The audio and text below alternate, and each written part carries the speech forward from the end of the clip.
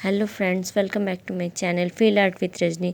तो आज मैं अपने बच्चों का होमवर्क बना रही हूँ। तो जिस दिन लता माँ हमें छोड़ के गई थी उसी दिन के लगभग मेरी मम्मी भी हमें छोड़ के चली गई थी।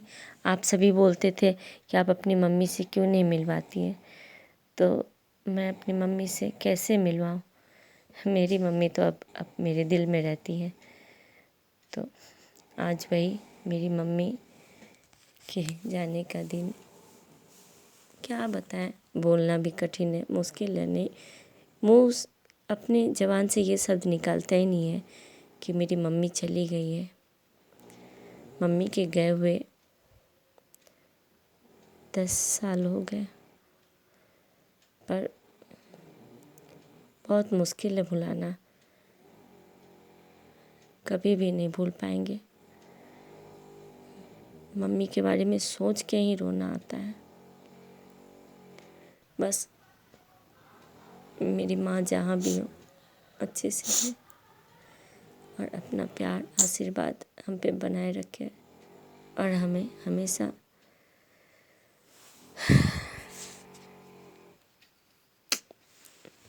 और ये मेरी सरस्वती पूजा की वीडियो है जो 3rd दिन का है, मंडे के दिन का। तो आज के दिन विसर्जन का था, तो मैं वही पूजा हवन करवाने वाली थी। तो पंडित जी सुबह 7 बजे ही आ चुके थे। तो आज तो मंडे था तो कोई बच्चे भी नहीं आ पाए क्योंकि ऑनलाइन क्लास थी उनकी और एग्ज़ाम का भी समय था। तो इसीलिए मैंने उन्हें मना कर दिया था कि नहीं बाबू, आप लोग मत आइएगा।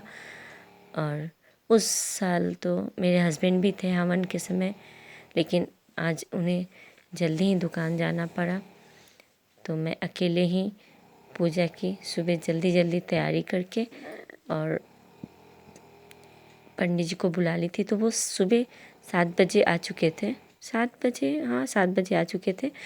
तो यहाँ पे आरती दिया वगैरह दिखा के माता को भोग लगा रही हूँ, फिर हवन करना है। तो अब मैं हवन की तैयारी करूँगी। और आज बहुत कम ही बच्चे आए हुए, बस 3 बच्चे ही आए हुए थे और ये हमारी बगल की दीदी है, तो वो भी हम मेरे साथ हवन करने के लिए बैठ गई थी। तो पंडित जी बोले चलिए आप लोग कम से कम 5 जन तो हो गए, 5 लोग होना ज़रूरी था। तो सरस्वती माता की कृपा से 5 लोग हो गए थे हम। तो अब आरती वगैरह करने हैं।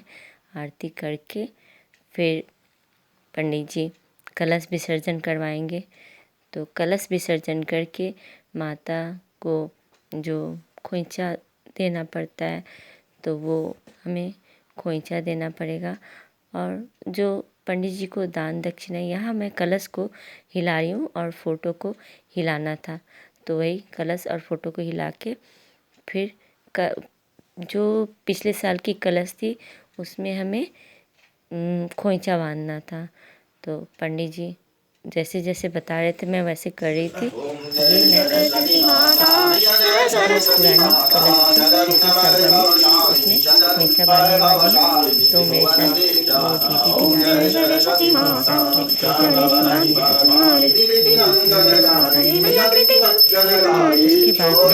मैं फिर पंडित जी को विधि पूर्वक दान दक्षिणा वगैरह दे के और अपनी पूजा समाप्त करके आशीर्वाद वगैरह लूँगी और माता से प्रार्थना करूँगी कि हे माँ, बस मैं जैसे बच्चों को सिखाती हूँ बहुत प्यार से सिखाऊं और बच्चों को भी उतने ही आप जितना सभी बच्चों को प्यार देती दुलार देती, मैं भी वैसे ही सभी को अच्छे से प्यार दुलार दूं। और मुझे बच्चे बहुत पसंद हैं, मैं तो बच्चों को बहुत प्यार करती हूँ।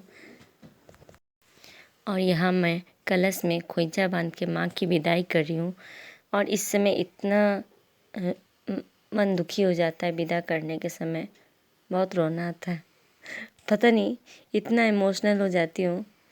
नहीं तो मैं पहले मूर्ति रखती थी और मूर्ति जब विसर्जन करना था तो मैं तो बहुत रोने लगी थी माता को पकड़ के। इसीलिए पंडित जी देखे तो बोले आप फ़ोटो ही रख लीजिए कि हर एक साल फ़ोटो से पूजा कीजिएगा, नहीं तो मूर्ति विसर्जन करने के समय आप इतना रोएंगी तो फिर कैसे होगा। तो इसीलिए मैं अब कलश विसर्जन नहीं करती हूँ। तो अब पूजा हो चुकी है। मिट्टी की अगर मूर्ति से पूजा करते हैं तो विसर्जन करना ही पड़ता है। आप 2 साल या 3 साल रख सकते हैं, उसके बाद विसर्जन करना ही पड़ता है। और फिर इसीलिए मैं फ़ोटो लाई थी, फ़ोटो से पूजा की। और अभी मैं पंडित जी को दान दक्षिणा दे के फिर उनसे आशीर्वाद लेके बस यहाँ से पूजा समाप्त हो जाएगी। और पंडित जी को कुछ खिलाना भी पड़ता है, तो मैं उनके लिए बिना लहसुन प्याज का खाना बनाई थी, खीर पूरी सब्जी और तड़का। तो पंडित जी को समय नहीं था, वो खा नहीं पाए, बोले कि बहुत लेट हो जाएगा, तो उनको मैं खीर खिला दी। और बाकी जो खाना बना था मैं उन्हें पैक करके दे दी थी कि आप ले जाइए, क्योंकि बहुत श्रद्धा से मैंने बनाई थी, तो कम से कम आप खा लीजिएगा। तो पंडित जी लेके चले गए थे।